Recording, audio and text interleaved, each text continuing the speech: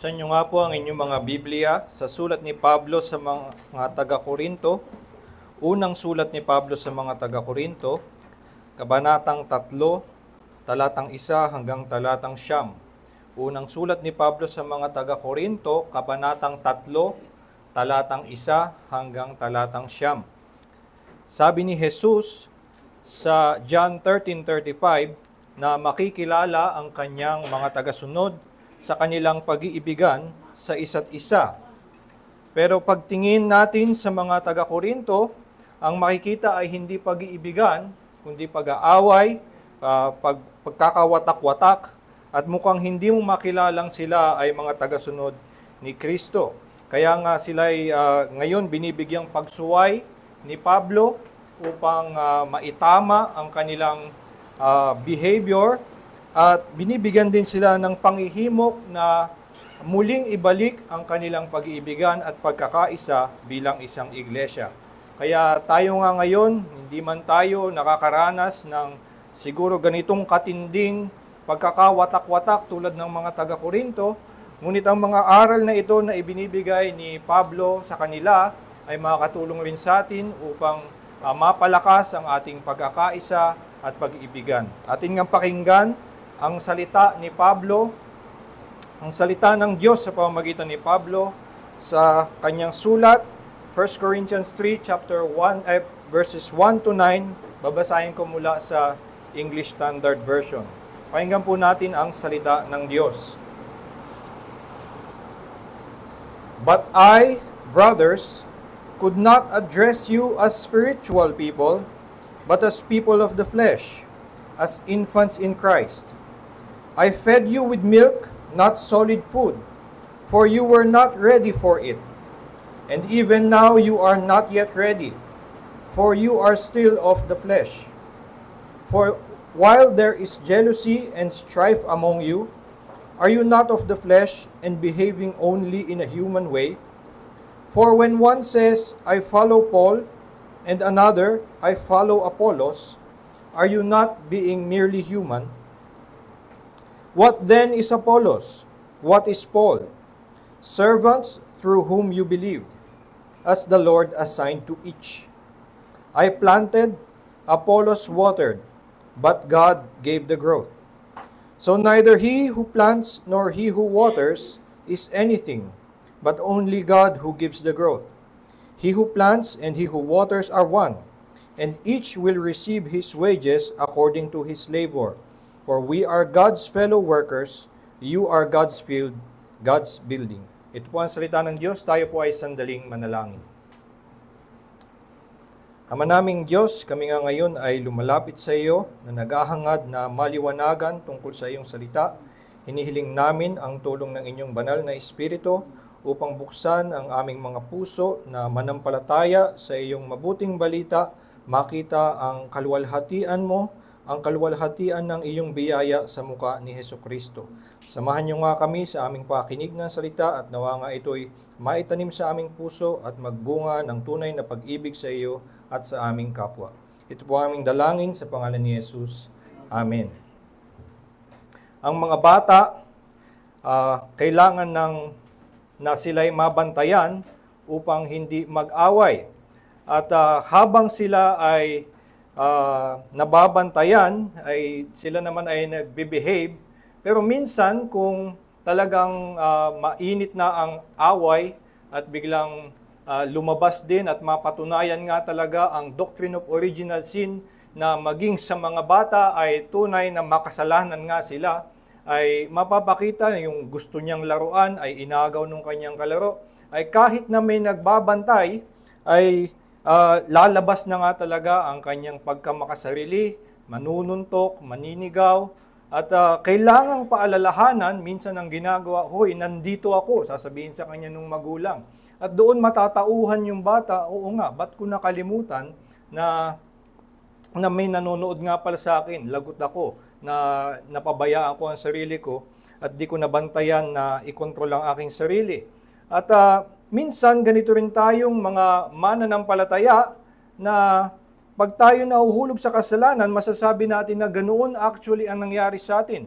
Para tayong nakalimot na ang Diyos ay nandyan pa rin, na ang Diyos ay nanonood pa rin, nagbabantay sa atin, at ang mga ginagawa natin, lingid man sa kaalaman ng iba, at hindi man nasaksihan na ikaw ay may pagkakamaling ginagawa o nasa puso mo man lang ay nagtanim ka ng galit sa iba, parang nakalimutan natin na nakikita ito ng Diyos at nakalimutan natin na ang mas mahalaga ay kung ano ang nakikita ng Diyos at hindi kung ano ang nakikita ng tao. At parang ganito ang nangyayari sa mga taga-Korinto na sila ay nag-aasal na parang walang Diyos. Ang sabi pa nga sa kanila, sila daw ay carnal.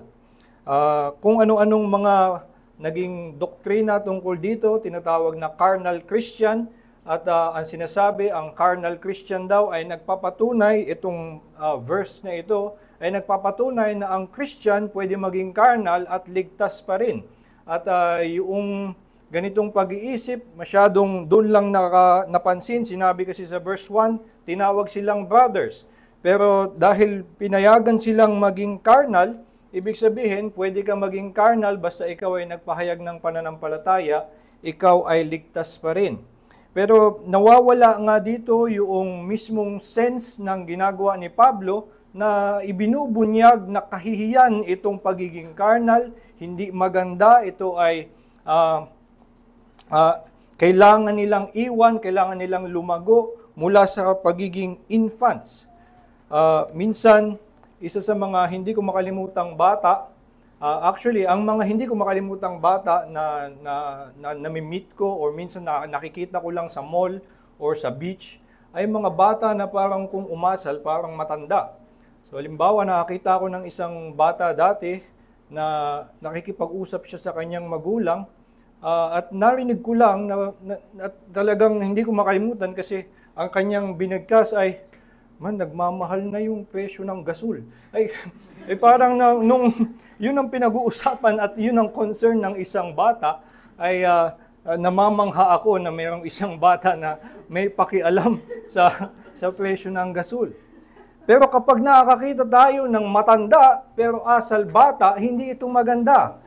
Hindi ito nakakatuwa, hindi ito isang bagay na ikamamangha natin or sasabihin natin, praise the Lord. Ito ay nakakahiya, ito ay nakakadiri at dapat nga silang lumago mula doon. At ganun ang nangyayari sa kanila, tinawag sila ni Pablo na para silang mga infants in Christ. Yung mga taga-Korinto, carnal infants in Christ. Kaya sila daw ay pinapakain ng gatas at hindi solid food, for they were not ready for it. Dahil nga para silang mga bata. You are still of the flesh. Ngayon, ang pinaka-ibig sabihin lang nito ay makikita natin para hindi na tayo maligaw dahil nga sa maraming mga maling interpretasyon tungkol sa carnal Christian, ay meron namang binigay dito na salita si Pablo kung napagpapaliwanag ano ang ginagawa ng isang carnal Christian. Ang sabi ay, behaving only in a human way. Ganoon yung itsura ng carnal Christian, only in a human way, merely human. Ibig sabihin, parang silang yung mga bata na nakalimutan nandun ang kanilang magulang. Or yung mga Kristiyano, nakalimutan nila ang mga spiritual realities. Nakalimutan nila na sila ay niligtas ng Diyos sa pamamagitan ni Kristo. Nakalimutan nila na sila ay nasa ilalim ng batas ng Diyos. Nakalimutan nila na ang kanilang lahat ng ginagawa, sinasabi, ay ikaluluwalhati ng Diyos o ikahihiya ng pangalan ni Kristo. Kaya ito ay matatawag behaving only in a human way. Ito ay taliwas sa kung sino dapat sila. Sila ay spiritual people. Ang sabi sa chapter 2, verse 16, they have the mind of Christ. Sila ay pinagkalooban na ng ganitong mayamang pagpapala at dapat sila nga ay nag-aasal na may karunungan na hindi naaabot ng karunungan ng mundo, pero sila ay ang nangyari para silang mga bata, behaving only in a human way.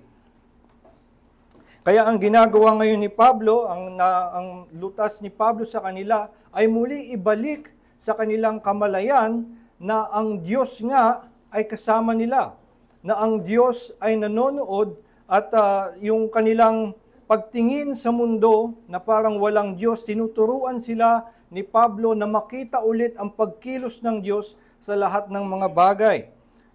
Kasi dito sa kanilang pag-iisip, sinasabi nila, I follow Paul, I follow Apollos. At dito ang mga character lang na nasa isip nila, ako at si Paul, ikaw at si Apollos. At nawala nga ang Diyos sa kanilang pag-iisip.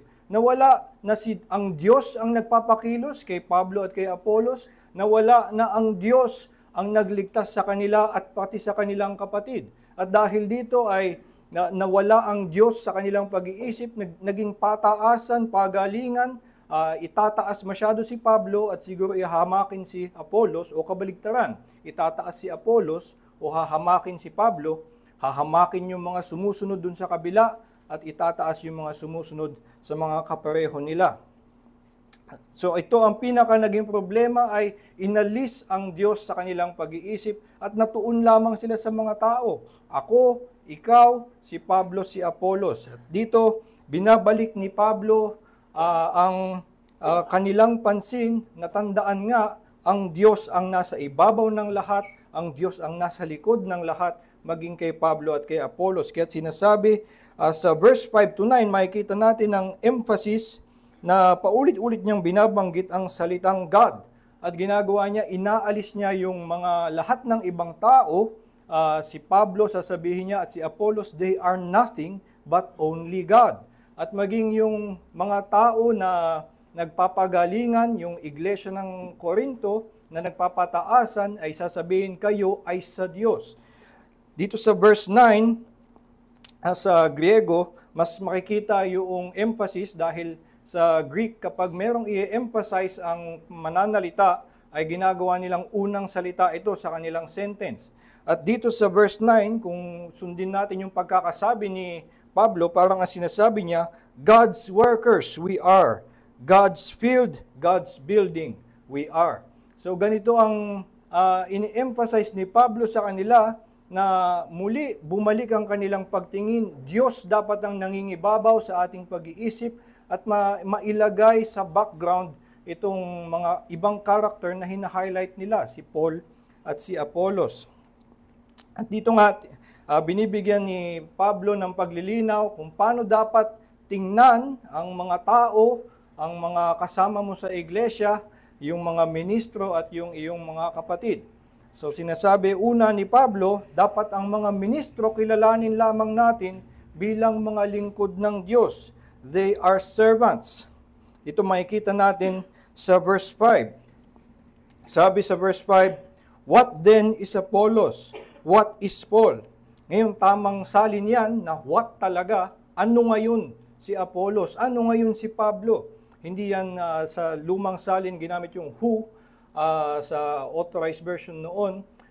Tama na ginamit what kasi pinamaliit talaga ni Pablo, yun ang kanyang gustong ipakita na si Apollos at si Pablo, ano nga ba sila? At kanyang binibigyan ng sagot, servants through whom you believe. Sila lamang ay mga lingkod. Sabi ni John Piper, ang magandang analogy na pinaka nagtatawid sa atin ng larawan ay isang waiter. At yun naman talaga ang salitang ginamit, isang naglilingkod lamang sa iyo sa lamesa, no? Isang table servant. So, kung merong dalawang tao na pumunta sa isang restaurant at umorder sila ng parehong bagay, parehong pagkain, yung pinakamasarap na pagkain ng restaurant, at may magkaibang waiter na nagdala, hindi naman na magpapagalingan pa sa kanila na yung waiter na to mas magaling yung pagkakadala kaysa sa akin. Pareho naman sila ng pagkaing nakuha, pareho naman sila ng pagkaing ikinatuwa na na-enjoy, pareho sila ng nourishment na natanggap. So pareho dapat ang kanilang, at ang dapat na mas bigyan nila ng kapurihan ay yung nagluto, yung naghanda ng pagkain. At hindi na dapat nagkakaiba pa na yung mga waiter ay binibigyan pa ng emphasis kung ano ang kanilang pagkakaiba. Sila lamang ay mga lingkod ng Diyos na dinadala at isinasagawa kung ano ang ipinag-utos sa kanila. They are servants. At doon sa salitang binigyan niya ng pagpapaliwanag, servants through whom you believe. So sila ay ginamit lamang ng Diyos. Sila ay kasangkapan upang sila ay manampalataya. So hindi na nakasalalay sa kanilang sarili, sa kanilang pagkatao, doon sa mga lingkod, ang inyong paniniwala, hindi mo masasabing, naniwala ako dahil siya ang nangaral, naniwala ako dahil siya ang nagdala sa akin ng pagkain. Ang nangyari lang na sila yung ginamit ng pagkakataong iyon na siya ang nagdala noong mensahe na iyon. Isang kilalang kwento tungkol kay Spurgeon na ang kanyang pagkakakonvert ay nangyari, ang kinasangkapan ng Diyos ay isang taong tumayo lamang dahil hindi makarating yung mga ngaral dun sa iglesia. Ngayon hindi na alam kung sino yun. Ang nangyari lang, papunta siya sa isang iglesia dahil Sunday noon, gawain niya yun. Kahit na hindi pa siya mananampalataya, pero dahil hindi maganda ang panahon, madaming snow, pumasok siya sa isang church na hindi naman niya church. At pumasok siya lang doon at pagdating niya doon, wala yung mga ngaral. At may tumayo lang na kung sino na nagbasa lang at inulit-ulit lang yung isang salita na sinasabi, look to Him, look to Him. At sinabi sa kanya mismo, ikaw, look to Him. At dito ang humipot sa kanya na siya nga ay tumingin na sa Diyos at umasa lamang sa kanya para sa kanyang kaligtasan. At ito ay pagpapakita na hindi sa kung sino man ang katauhan ng lingkod na ginamit para ikaw ay maligtas, maaaring gamitin ng Diyos ang kahit sino, kahit ano, upang ikaw ay maligtas at ang pupurihin mo lang dapat ay ang Diyos na siyang ang nagligtas sa iyo. So sila, ang pagkilala dapat sa mga mangangaral, sa mga ministro, ay servants through whom you believe. At siguro ang isang mga nangyari sa Korinto, kaya sila nag-away-away o nagkaroon ng mga paksyon, ay dahil magkaiba ang kanilang naging ginawa ni Pablo. Ang sabi, si Pablo daw ay, sabi sa verse 6, siya ang nagtanim at si Apollos ang nagdilig. So, I planted, Apollos watered.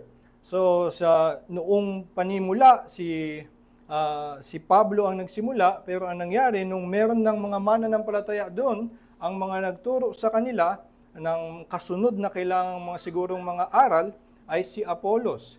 At dahil magkaiba yung kanilang curriculum siguro, dahil nasa magkaibang antas naman na yung iglesia ng Corinto nung nangaral ang dalawang ito, ay dito na nagkaroon nga ng, dahil nakatingin lamang sila doon sa mga ministro, ay pinag-iba nila at sinasabi nilang magkatunggali ito at pinipili nila ito ang mas mahalaga, si Pablo, or mas mahalaga itong ginawa ni Apollos. Kaya naghiwa-hiwalay sila at pumili ng pangkat. Pero dito sinasabi ni Pablo, I planted, Apollos watered, but it is God who gave the growth.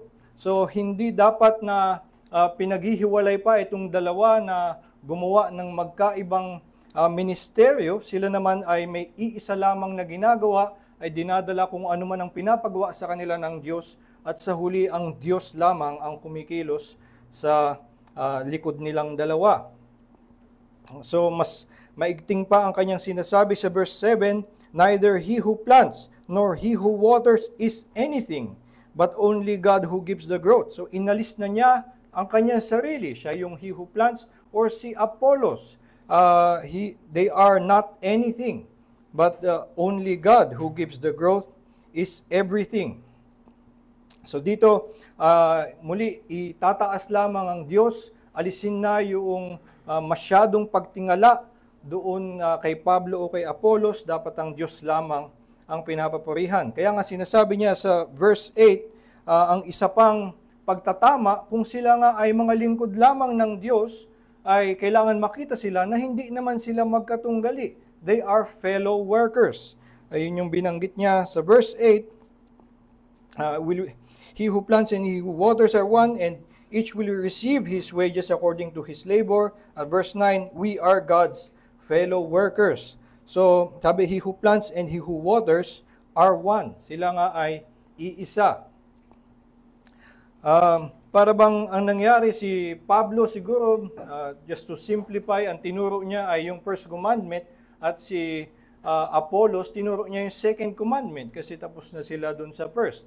At parang ang nagkagulo ngayon sila, hindi mas mahalaga yung first kaysa dun sa second. Pero hindi, pwede naman nangyari na si Apollos yung nauna at gagawin din yun ni Apollos na siya yung magtuturo ng first at si Pablo yung magtuturo nung ipangalawa. At minsan nga sa ministeryo ni Pablo na makikita natin sa mga gawa ay ginagawa din naman ni Pablo yung gawa ng pagdidilig. Hindi lang siya nagtatanim sa mga lugar na wala pang mananampalataya.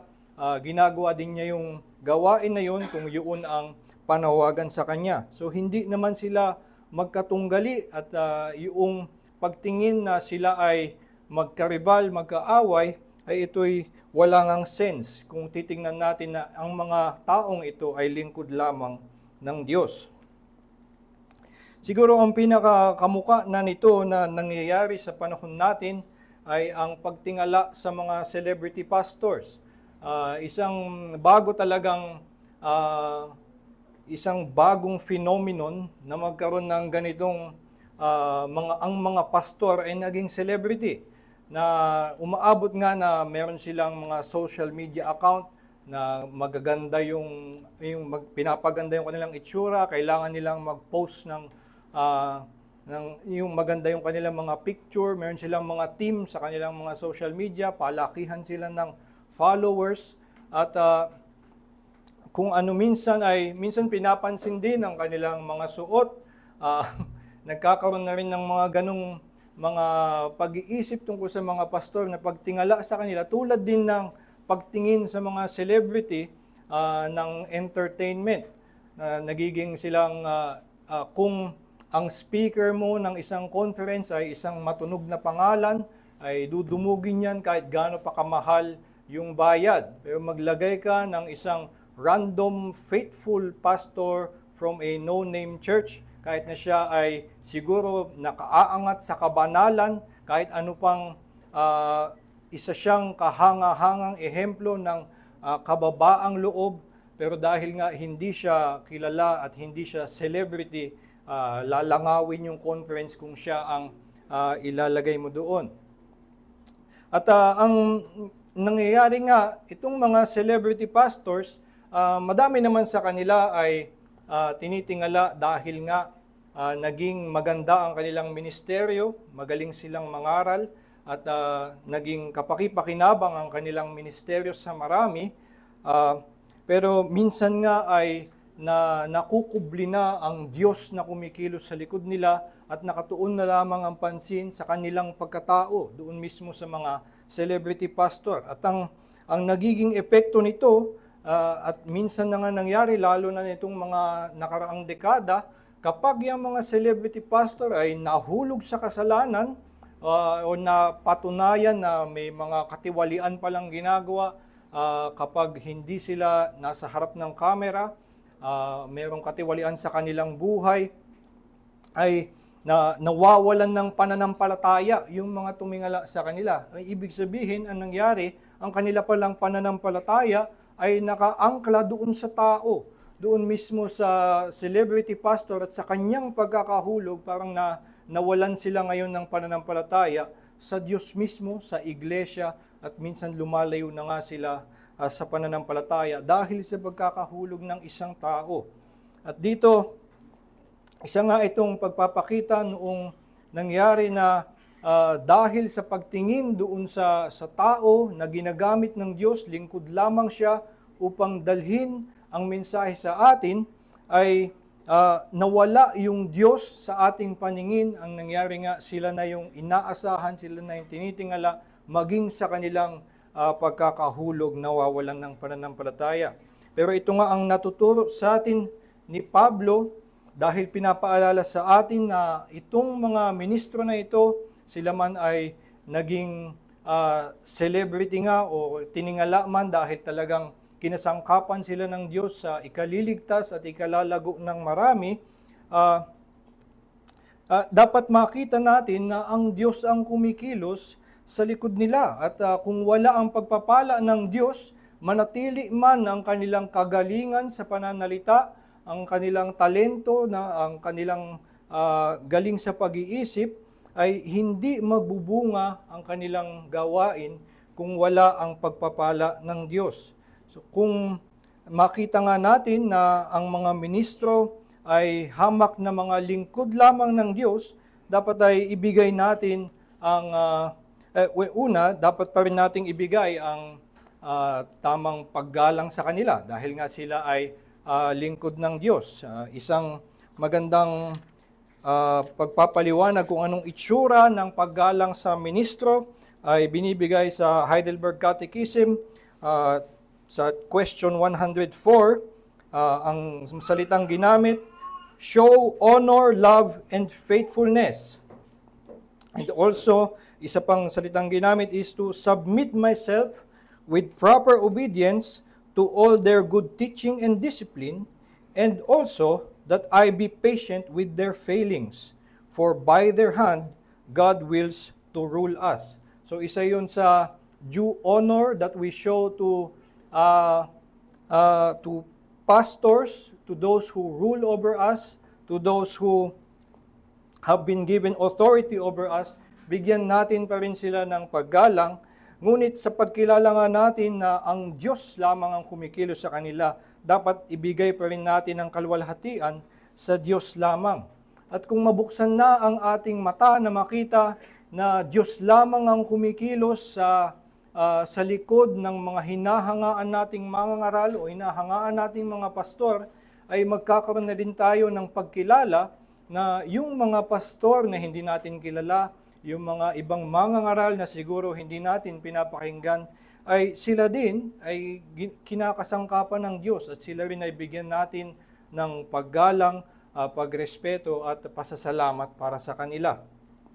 So sa ganitong paraan, pagkilala na ang Diyos ang kumikilos sa likod ng mga mangangaral, na sila ay mga lingkod lamang ng Diyos, ay una maitutuon nga muli ang ating pansin na Diyos lamang ang ating pinapupurihan, at mabubura din ang pagkakaaway-away na dahil makikita natin kung sino man yung tinitingala natin at yung tinitingala ng iba o sino man sinusundan nila ay hindi naman sila magkatunggali, sila ay naglilingkod sa iisang Diyos na sinasamba natin. At maliban doon, nagbibigay rin si Pablo hindi lamang ng tamang pag-iisip tungkol sa mga ministro, kundi tamang pag-iisip tungkol sa ating sarili. At ito ang binigay niyang salita, kung yung mga ministro dapat kilalanin nyo na God's servants, sila ay mga lingkod, na ibig sabihin, una, naglilingkod sila sa Diyos, kaya igalang, pero ito din ay sila ay lingkod lamang, kaya huwag nyo masyadong itaas. Sa atin naman, tayo ay God's field, tayo ang bukid. Tayo ay iisang bukid ng Diyos, at dapat nga ay hindi natin iniisip na tayo ay magkakalaban, magkakaaway. At ito yung lumalabas doon sa kanilang pananalita, ang sinasabi nila, I follow Paul, I follow Apollos. At dito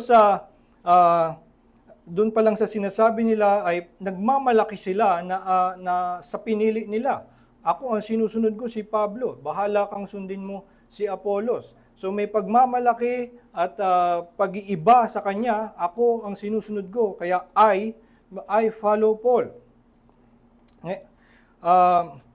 Pero dito nga sa pagtatama ni Pablo sa kanila, ay muli, dapat hindi nila tingnan na kagalingan nila sa bahagi nila na sila'y nakapili ng mas magaling, or dapat nga mawala talaga yung ganong klaseng pag-iisip na mas magaling yung pinili ko or mas magaling akong pumili. Sinasabi sa kanila ni Pablo na una, sabi ay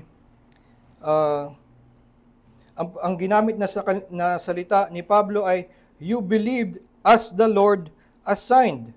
So, yung kanilang paniniwala naman ay inassign lang kanila. Yan sinasabi sa verse 5, yung mga servants na yan ay through whom you believe, At ito daw kanilang paniniwala ay as the Lord assigned.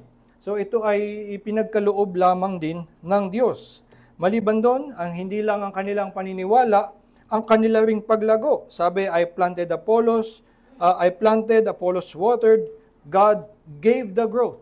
So, kung ikaw man ay lumago at yung iba ay nahuhuli sa paglago, ito ay biyaya lang din ng Diyos sa iyo. At muli, hindi dapat ito pagmamalaki sa iyong bahagi na lumalago ako kasi mas tama ang sinunod ko, mas tama ang pinili ko. Hindi ganun. Iisa kayong bukid at pinagkaloob lamang sa iyo ng Diyos na ikaw ang maunang lumago, pero kasapi din siya doon sa bukid ng Diyos at papalaguin rin siya ng Diyos.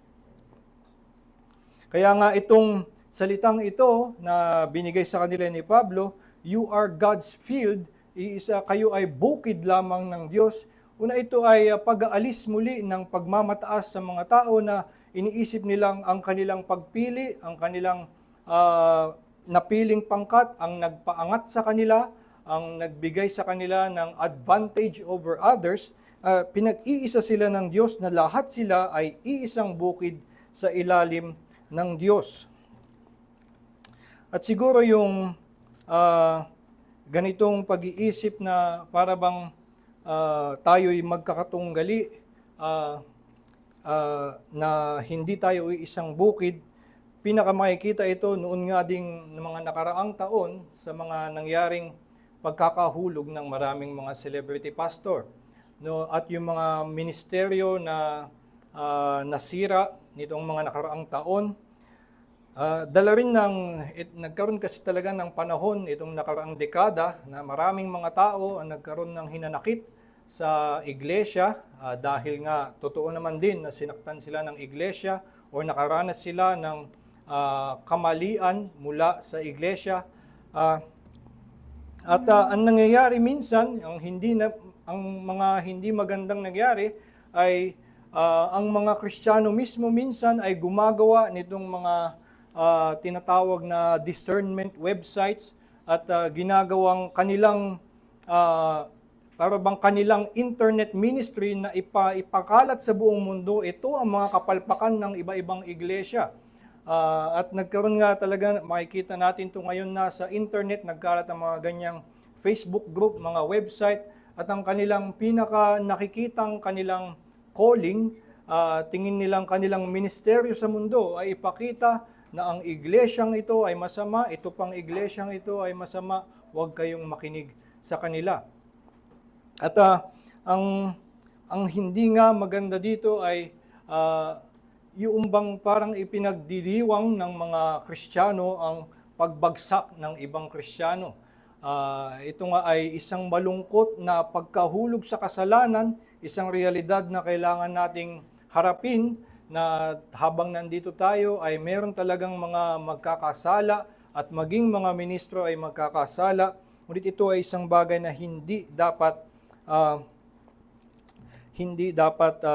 nagiging ipinagmamalaki natin o ay ipinagmamalaki natin na tayo hindi nahulog at ikatutuwa pa natin na yung ibang ministeryo at sasabihin natin kasi yung pananaw nila sa ganitong doktrina iba at buti pa yung doktrina kasing pinangahawakan ko ito na-preserve kami kaya hindi kami nahuhulog, pero sila kasi humahawak sila sa ganitong doktrina ni ganyan kaya ayan nadadala sila sa ganyang mga kasalanan. At ito ay nagiging pagmamalakihan at nagiging kahihiyan nga para sa mga iglesia. At sa totoo lang, hindi ang kahihiyan ay ang kanilang pagkakahulog sa kasalanan. At maganda sana at pwede nating maipagmalaki bilang mga Kristiyano kung ang naging attitude natin sa mga nahulog na makasalanan ay na ipakita natin ang ating pag-ibig. At ito nga yung sinasabi ni Kristo na sa inyong pag-iibigan makikita na kayo ay aking mga disipulo. Hindi na walang nagkakasala, kundi na mapakita natin na maging sa mga makasalanan ay nagpapakita tayo ng pag-ibig. Pinapakita natin na ang Diyos natin ay Diyos na umiibig at nagliligtas ng mga makasalanan, kaya't kaya rin namin na mag-extend ng biyaya, ng awa sa mga taong nahuhulog sa kasalanan. Hindi sana magiging kahihiyan ang pagkakahulog ng mga pastor ng kahit anong ministeryo ng mga Kristiyano sa kasalanan, kahit gaano pa karumal-dumal na krimen ang mga mangyari sa kanila. Maganda sanang testimony para sa atin na maipakita ang kapangyarihan ng Ebanghelyo na ang kasalanang ito ay may kapatawaran at meron ding kapangyarihan na makabangon mula dito. At ito ay isang magandang testimony para sa atin, isang pagpapakita ng pag-iibigang Kristiyano, nagpapatunay na tayo'y tagasunod ni Kristo.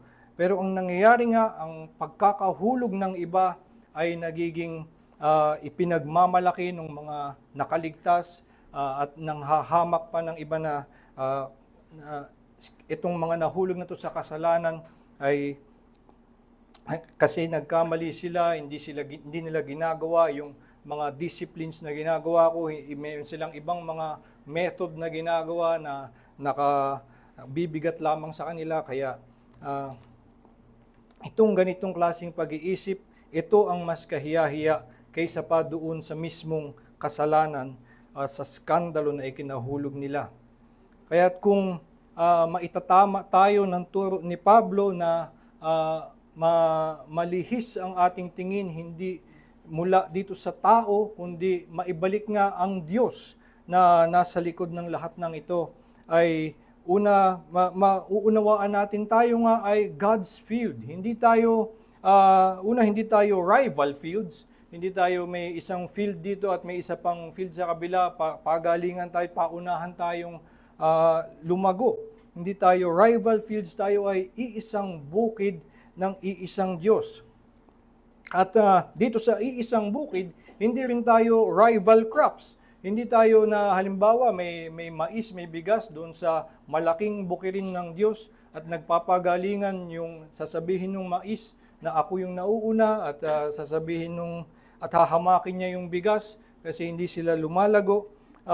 Hindi ganito ang ating pag-iisip. Dapat kung tayo ay iisang bukid ng iisang Diyos, halimbawang meron tayong kapatid na nahuhuli sa paglago, hindi natin ito magiging occasion na tayo ay magmataas o na sila ay hamakin, kundi meron tayong patience sa kanila, meron tayong pag-unawa sa kanila na nauunawaan natin na tayo din ay dumaan sa pagkasanggol, kinailangan din nating lumago at biyaya lamang ng Diyos na tayo ay lumago na mula sa kasalanang ito or sa kakulangang ito.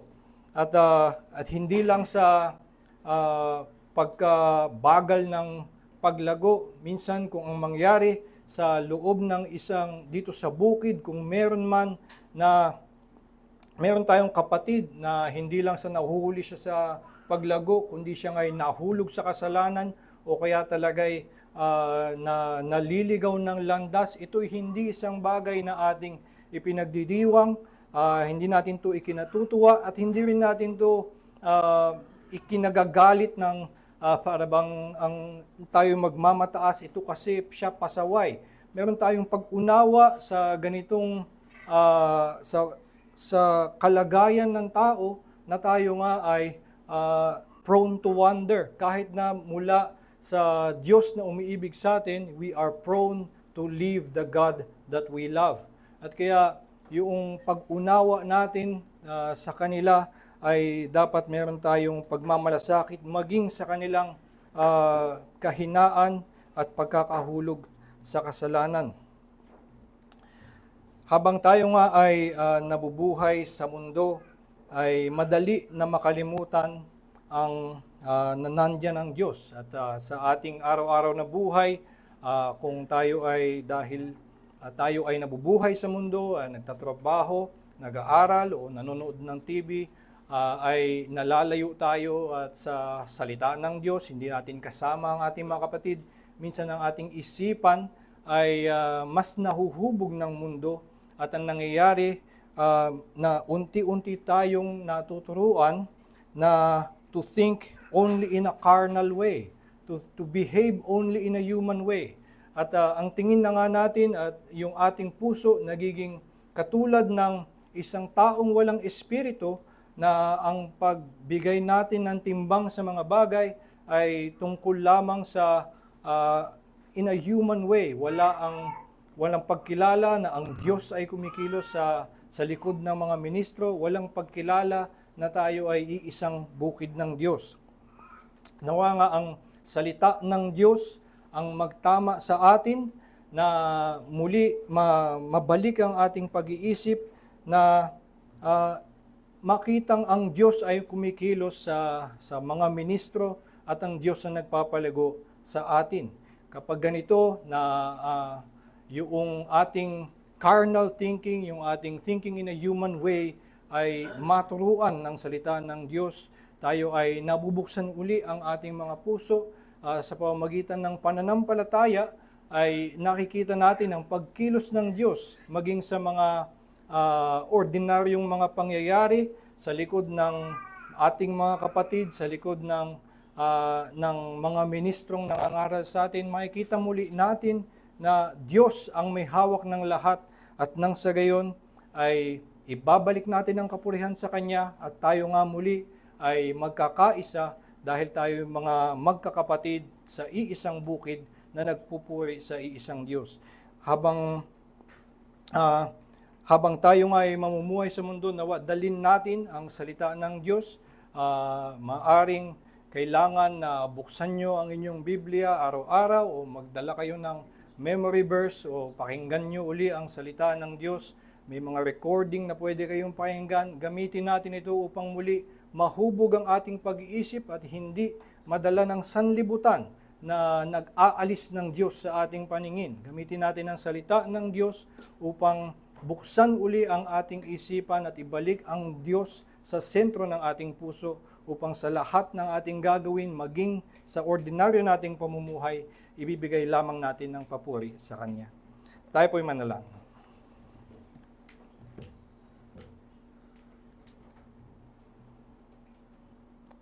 Ama naming Diyos, Ikaw nga ang Diyos na kumikilos sa likod ng lahat ng mga pangyayari sa aming buhay. Ang lahat ng pagpapala na aming natatanggap ay mula sa iyo at ang mga taong iyong ginagamit, ang mga ministro na nagdadala ng iyong salita ay mga kasangkapan mo at tamang ibalik lamang sa iyo ang kapurihan at kilalanin na ikaw ang nagpapala sa amin, ikaw ang nagliligtas sa amin, ikaw ang nagpapalago sa amin. Tulungan niyo nga kami, Panginoon, na sa aming paglakad sa mundo, hindi mabaling ang aming paningin mula sa inyo at sa pamamagitan ng inyong salita, maituon ang aming mga puso sa inyo lamang, nang sa gayon ay sa lahat ng aming gagawin, maging sa mga panahon na hindi namin kapiling ang iglesia, maging sa panahon na nasa gitna kami ng sanlibutan, ay nananatili sa aming puso na makita na ang lahat ay nasa iyong soberanong pagbabantay, pag-iingat, at ikaw ang Diyos na handang magpala sa amin, tumulong sa amin, at sa iyong kapangyarihan, karunungan at kabutihan, ang lahat ng bagay ay ikabubuti ng lahat ng mga nananampalataya at umiibig sa iyo.